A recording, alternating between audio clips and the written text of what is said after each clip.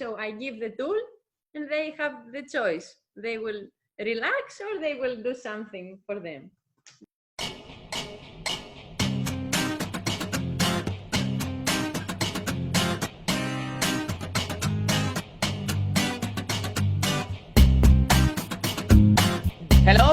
Hello and welcome another week, another podcast. We are here with Learn Well by New Wellness Education, our weekly appointment where we share things about education, interviewing people, bringing their knowledge from all around Europe. My name is Fabrizio. I am one of the founder of New Wellness Education. I am an educator working in formal education since 5 years, a project manager, and I love to work in the field of no-profit, to listen and to share other people. Today with us, we have Nadia. So, welcome. Nice to meet you again.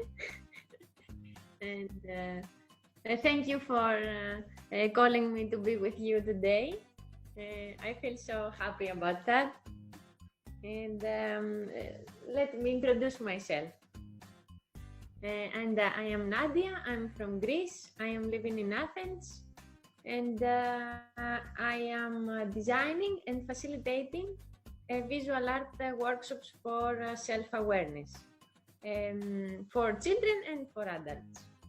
And I am in education field 10 years. So many years before I started to be a teacher, let's say. Nice. 10 years. I didn't know so long time. So tell us how come that you decide to take this decision, how it happens that you find out yourself working with education and with specific this visual art facilitating.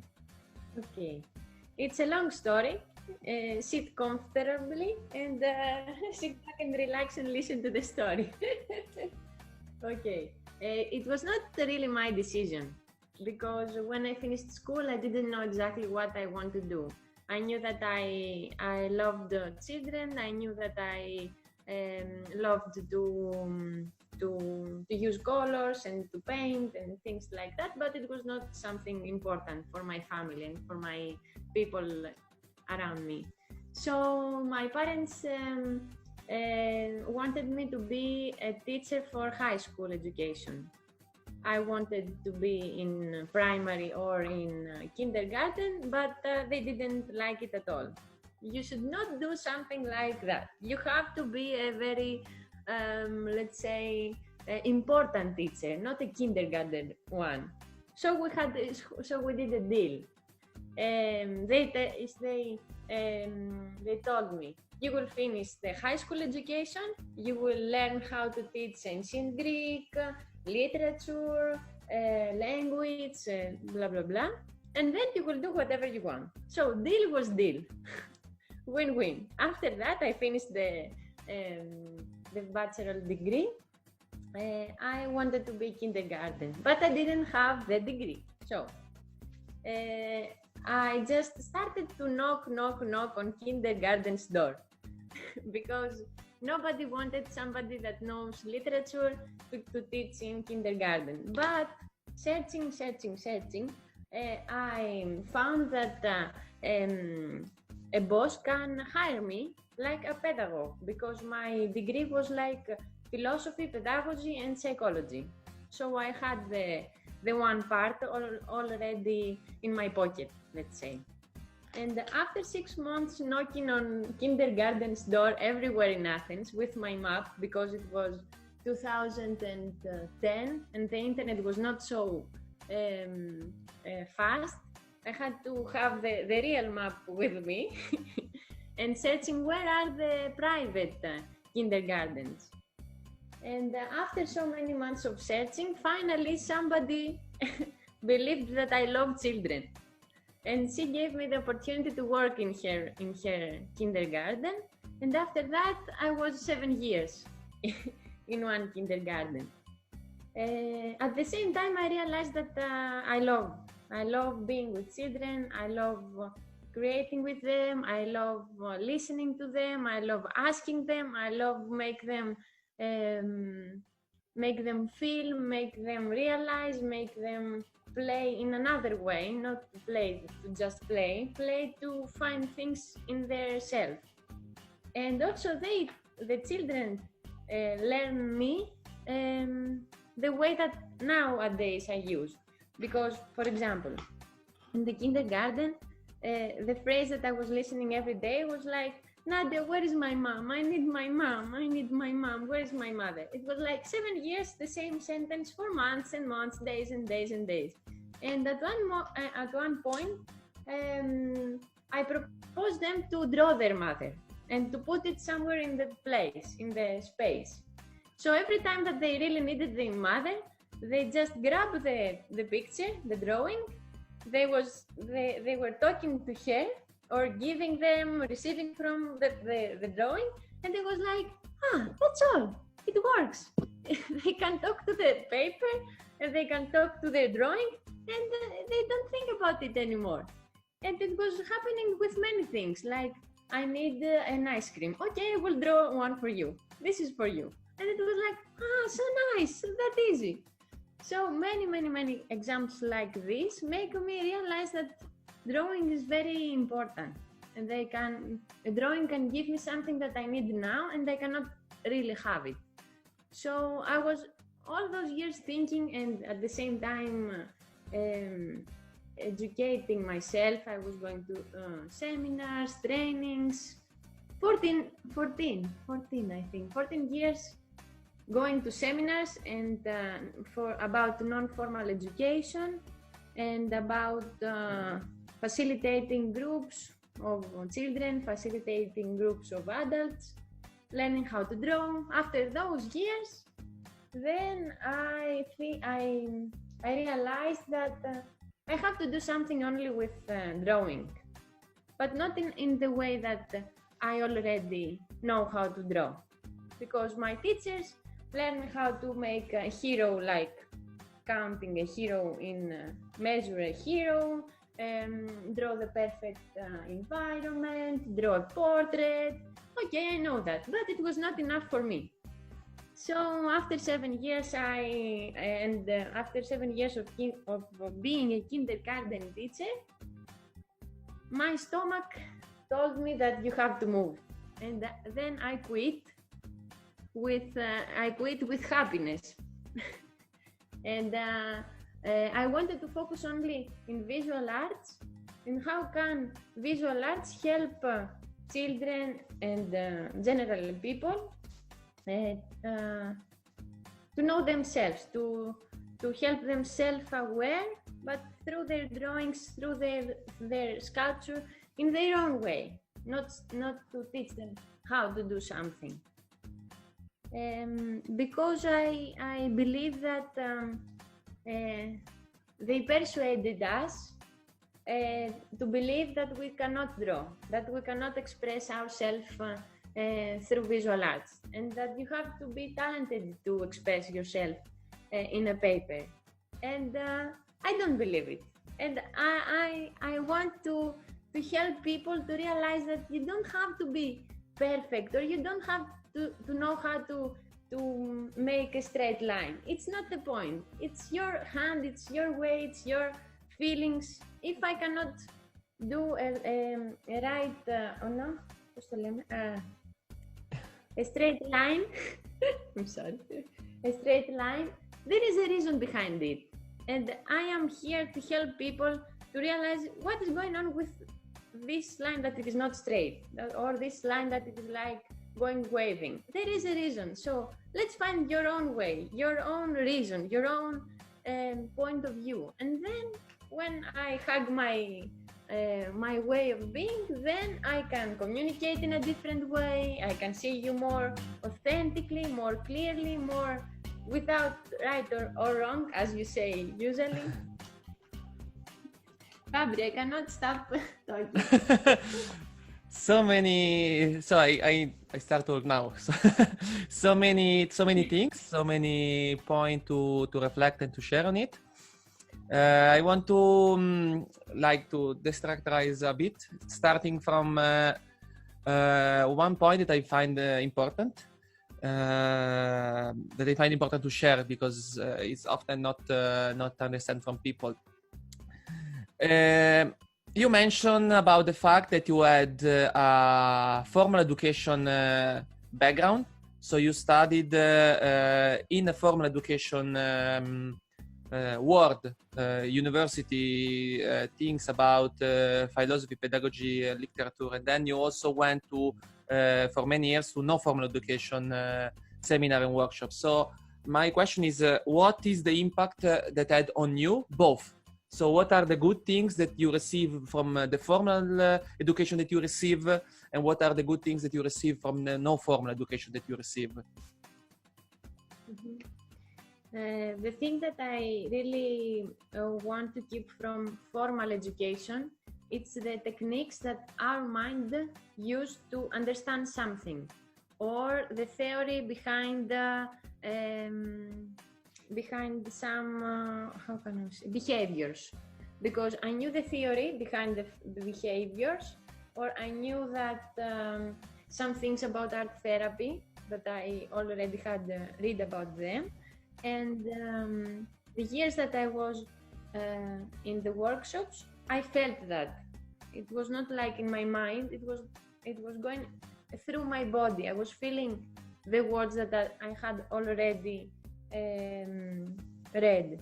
So I think that the two of them can help me. At the same time, I am reading about art therapy from university, distance learning from a University of Greece, and at the same time I am illustrating a fairy tale. But all together helps me to create pictures. The theory, the practice that I do draw with my children, with my adults, with my students generally, and then I create my own picture. So I need the three of them, the two of them, let's say, the theory and the practice, because otherwise I am feeling like I'm not feeling my steps really stable. Like only. You understand what I want to say. So let me summarize. Let's see. The formal education that you receive, it's giving you the structure, but also the theory behind, so the knowledges.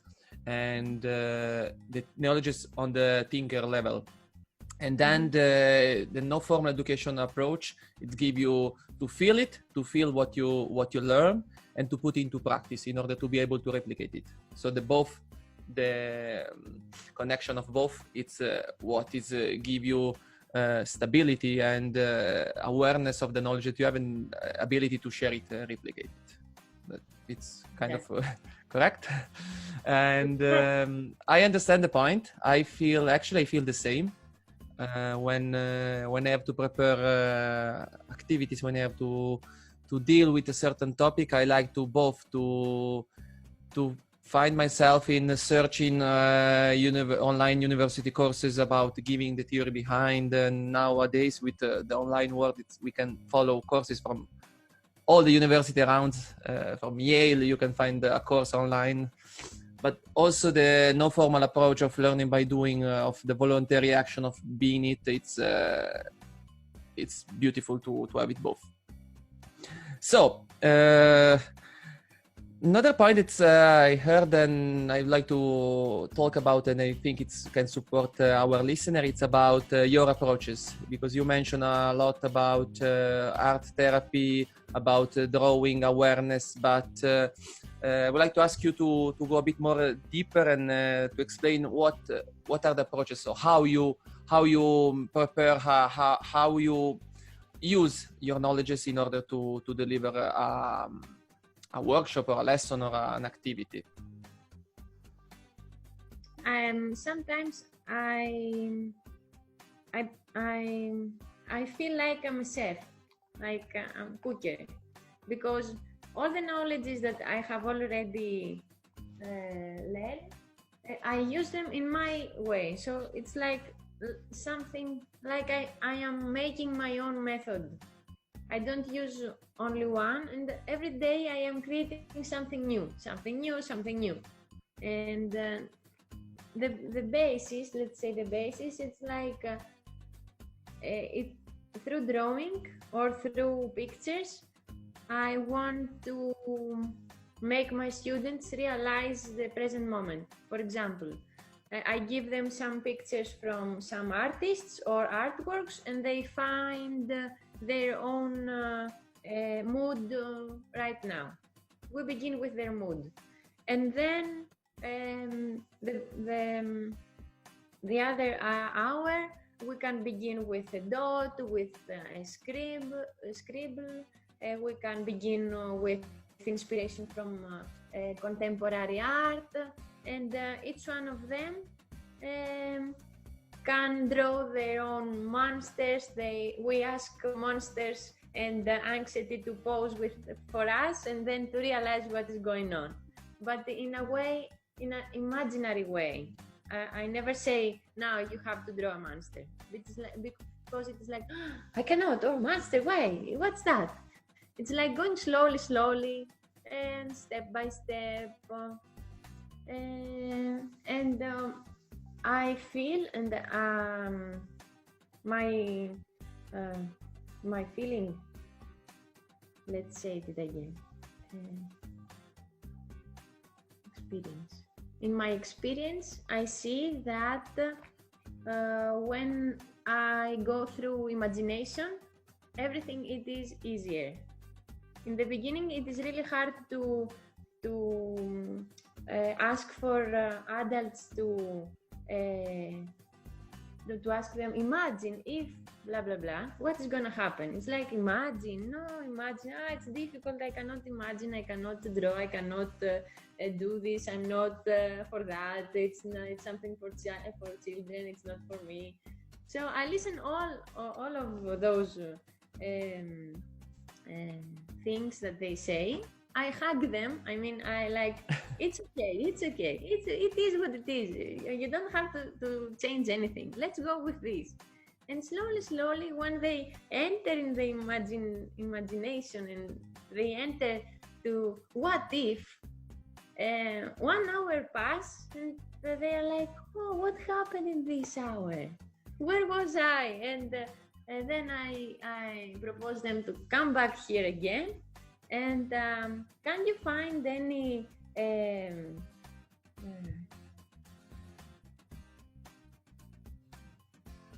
connection? Connection? Thank you. Can you find any connection with the creature that you made and yourself in this week? And then something is gonna change their present moment and their present mood, because the creature that they already made, it is something from them, and it is something that they are working inside, but they cannot put it out. And the paper, it's a safe environment or safe space or something safe, because it's a paper. What is the worst thing that it could happen? So they can put it in the paper and realize things that it was not easy to accept before, or to look at it in the eyes. So I'm trying to help them externalize their internal world, and to realize their behavior, their attitude, to realize their present moment in their life.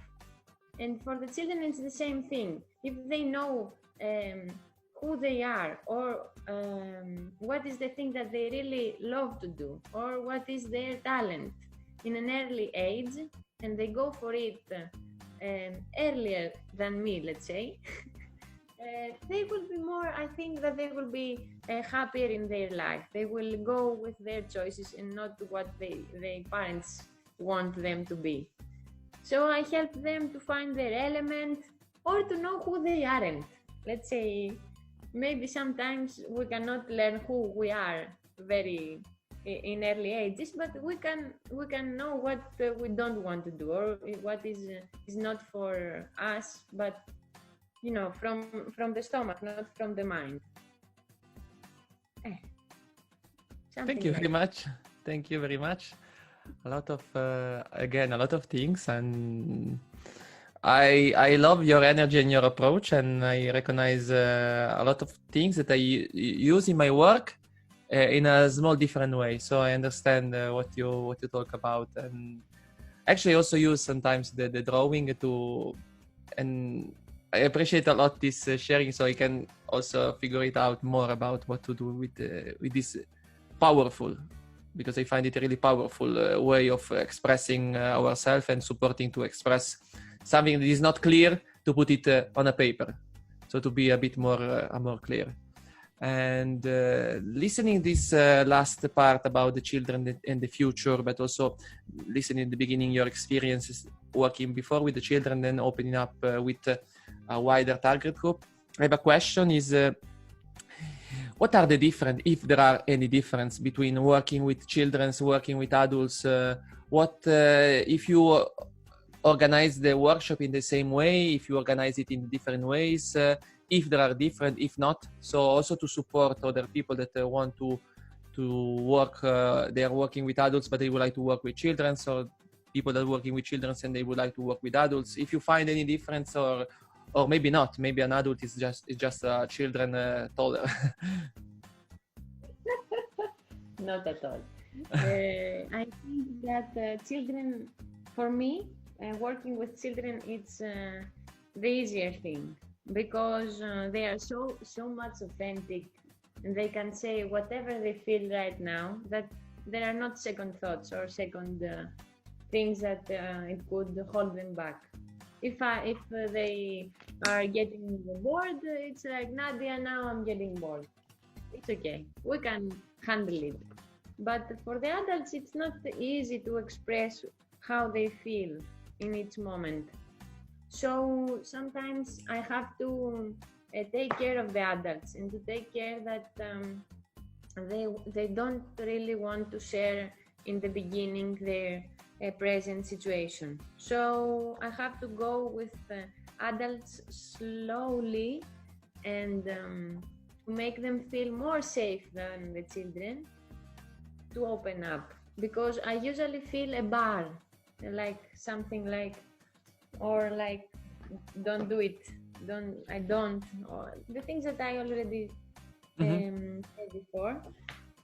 But the children are open. Whatever I propose them, if they don't like it, they will say I don't like it, or it's difficult for me, and we can do something together, or make it in easier way, or to face the difficulty. But the adults, it's like, is it okay for me? And I don't want to do difficult things. I only need the easy stuff, and don't push me, don't tell me that, and things like that. So it is really a different approach from my point of view, but I can do the same visual art games for adults and for children, and it works differently, slowly for the adults, and we can run with the children. We can do many things. But at the end, you mentioned you can do both with the same, just contextualizing and taking care about the reaction that they have. Maybe the filters, the previous experience, the mask that the adult is wearing. So I understand your point.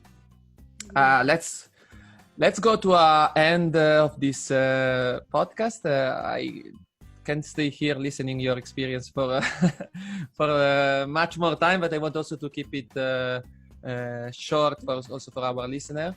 And last two questions are about first, it's about you. So what did you get out during your year of experience? If you have to summarize in a sentence what you get out of working with education for yourself. And the other question is about which kind of let's call it tip you can give, suggestion you can give to our listener, especially for the people who are starting to work with education. So what kind of advice with your years of experience? Okay. I can start with the thing that I can keep for myself. Being 10 years in education field, the thing that I really appreciate is like at the same time I am facilitator or I am teacher, and at the same time I am learning from the participants. It's always like this. And even if I say that I help them grow up and self-aware, at the same time I feel they do the same to me. So this is the magic point of education, or of my job, or how can we say? I mean, facilitating something and designing experiences. At the same time, I help myself find myself. So I want to do it for many, many, many years.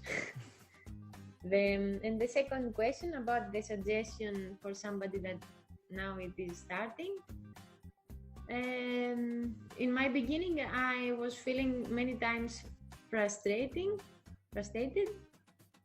I was feeling like, oh, maybe I'm not good enough for it, or maybe I should search for something else and I don't know. And there are so many people that they really know how to teach, how to educate, how to facilitate, and I don't really know so many things, and my voice is not so loud, and how can I do it, and blah blah blah. But after years, now I am feeling more comfortable with my voice, and it is what it is. I can help people as I am, as I facilitate now. I can really help people without changing something. I can only learn more things, and whatever I learn, I can also teach it, or I can also give these tools to somebody else to do whatever they want with these tools. Maybe somebody will not use it. This is one more suggestion, Fabio. Sometimes I'm thinking that I am giving the tools to my students, but if they put it here, or if they will draw, it's in their hand. I cannot push them to draw. I cannot push them to anything. So I give the tool, and they have the choice. They will relax, or they will do something for them. That is the question, and at the same time, it's up to their own way and their own hand. Nice. Thank you very much. Thank you very much for sharing with us all your beautiful experience. Thank you very much for your energy, for your thoughts and your tips and suggestions, and your beautiful interpretation about what education is for yourself and how you share it with the world. Thank you for our listener, and our podcast is finished today. Learn Well by New Wellness Education, and see you next week with another podcast with maybe me, maybe Antonio. Let's see who will be here. New Wellness Education, and bye-bye. Thank you. Bye.